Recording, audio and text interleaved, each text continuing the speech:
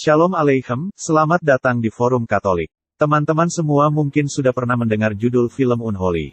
Bahkan mungkin sebagian besar dari Anda menontonnya. Film Unholy, pada intinya mengisahkan penampakan palsu. Penampakan dari roh penyihir yang menyamar sebagai Santa Perawan Maria, kemudian menampakkan diri kepada seorang gadis bernama Elis Paget dan menyesatkan banyak orang. Namun, benarkah kisah penampakan palsu semacam ini hanyalah kisah fiksi belaka? Mari kita simak bersama-sama. Ada sebuah kisah menarik dari Milan, dari sebuah kapel kecil yang terletak di dalam Basilika Sant'Astorgio, yaitu kapel Portinari. Yang di dalamnya, terdapat makam dan relik Santo Petrus Martir dari Verona. Di sana terdapat sebuah lukisan dinding, yang menggambarkan Santo Petrus Martir sedang memegang sakramen Maha Kudus di tangannya, menghadap gambaran penampakan yang menyerupai Bunda Maria dan bayi Yesus. Tidak seperti gambaran biasanya, terlihat, gambaran bayi Yesus dan Bunda Maria itu memiliki tanduk. Lukisan dinding tersebut merupakan satu dari lukisan-lukisan tentang kehidupan Santo Petrus dari Verona yang dilukis oleh Vincenzo Foppa. Lukisan ini dibuat pada masa pembangunan kapel Portinari, tahun 1462 hingga 1468. Di mana kapel ini telah dikonsekrasikan untuk Santo Petrus dari Verona. Kapel ini sempat terabaikan selama bertahun-tahun, dan kemudian ditemukan kembali, pada akhir abad ke-19, dan dipulihkan pada awal abad ke-20. Bertanya-tanya dari apa yang kita lihat pada lukisan ini, apakah yang mendasari Vincenzo Foppa untuk melukis gambaran tersebut? Ada beberapa versi kisah, namun memiliki inti yang sama. Pada waktu itu, Santo Petrus dari Verona merupakan inkuisitor utama gereja Katolik di Italia Utara, utamanya melawan ajaran sesat Katari, yang saat itu telah memiliki banyak pengikut. Suatu saat, Santo Petrus dari Verona sedang berusaha untuk mempertobatkan seorang pria terkemuka yang telah berpindah ke Katarisme setelah melihat penampakan Bunda Maria dan bayi Yesus di sebuah kapel milik Katari. Menurut beberapa catatan, peristiwa itu mengganggu pikirannya saat merayakan Ekaristi. Karena tekadnya untuk membuktikan sendiri ucapan banyak orang bahwa terjadi penampakan di kapel sekte Katari, Santo Petrus dari Verona kemudian pergi ke kapel pertemuan Katari, dan dia melihat penampakan tersebut, Bunda Maria dan bayi Yesus, di altar kapel Katari.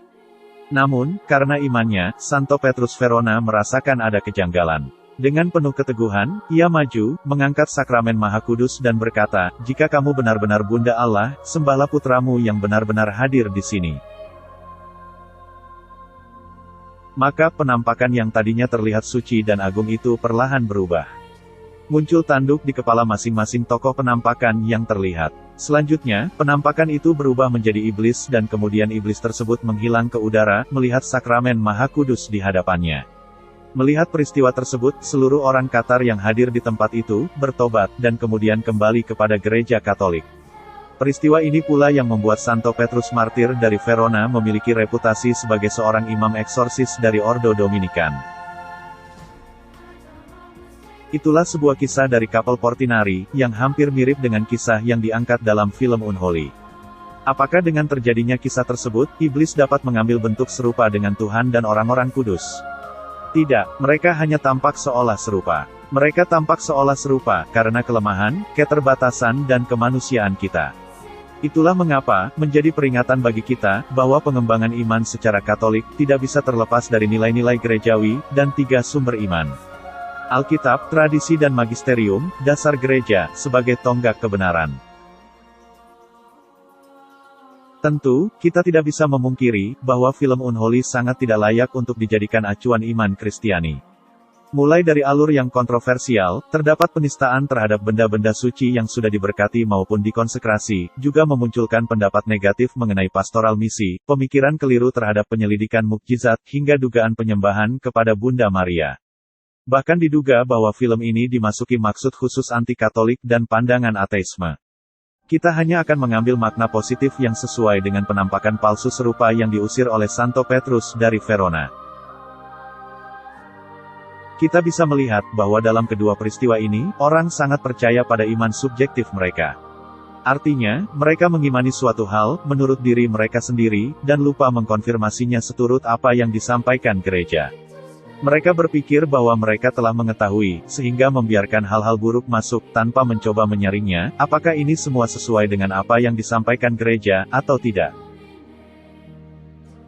Ini sangat beralasan, mengingat banyak sekali ungkapan kepercayaan, spiritualitas, penyembahan dan penghormatan, yang beredar di dunia. Di mana banyak di antaranya yang tidak sesuai dengan ajaran yang diajarkan dan diimani gereja sebagai penyampai iman ilahi yang objektif, yaitu yang berasal dari Tuhan, yang diberikan kepada gereja. Bahkan banyak mukjizat, kejadian supernatural, yang hingga kini masih dalam penyelidikan gereja, dan kemudian dianggap sebagai wahyu pribadi, tidak menuntut kepada umat untuk memakainya sebagai pasal iman. Perlu kita ketahui, iman kita, yang bersatu dalam gereja Katolik, merupakan iman ilahi Katolik. Kita harus melangkah seturut iman kita yang Katolik, yang direncanakan oleh Allah Bapa, telah diungkapkan oleh Allah Putra, dan diberikan seturut daya Allah Roh Kudus. Iman ini berasal dari Alkitab dan tradisi, yang tentu saja membutuhkan gereja sebagai sarana artikulasi, dan pengajaran, yang ada melalui magisterium. Bapak-bapak dan dokter gereja, Paus Benediktus ke-16 pun, juga pernah berbicara, mengomentari soal ini. Begitu banyak umat terbaptis kehilangan identitas dan keanggotaannya, mereka tidak tahu konten iman yang esensial atau mereka berpikir bahwa mereka bisa menumbuhkan iman terpisah dari perantaraan gerejawi. Dan sementara banyak orang melihat dengan ragu pada kebenaran-kebenaran yang diajarkan gereja, yang lainnya mereduksi kerajaan Allah menjadi suatu nilai-nilai besar, yang tentu berhubungan dengan Injil, tapi tidak lagi berhubungan dengan inti iman Kristen. Dalam konteks ini, bagaimana kita menghidupi tanggung jawab yang dipercayakan kepada kita oleh Tuhan? Itulah kenapa, bagi kita sebagai seorang Katolik, seharusnya terus menjaga dan mengarahkan iman kita yang subjektif, kepada pengajaran iman objektif yang dibawa oleh gereja. Ini adalah bentuk kepercayaan kita, atas apapun bentuk ajaran iman yang diberikan oleh gereja. Kita tidak bisa begitu saja melihat kerohanian, spiritualitas, dan pemikiran, yang berasal dari luar gereja, sebagai sesuatu yang suci, hanya karena nampaknya suci. Segalanya perlu diperiksa dan direfleksikan, apakah sesuai dengan yang telah diberikan oleh gereja pada kita sebagai pengajaran. Semoga bermanfaat, Tuhan memberkati.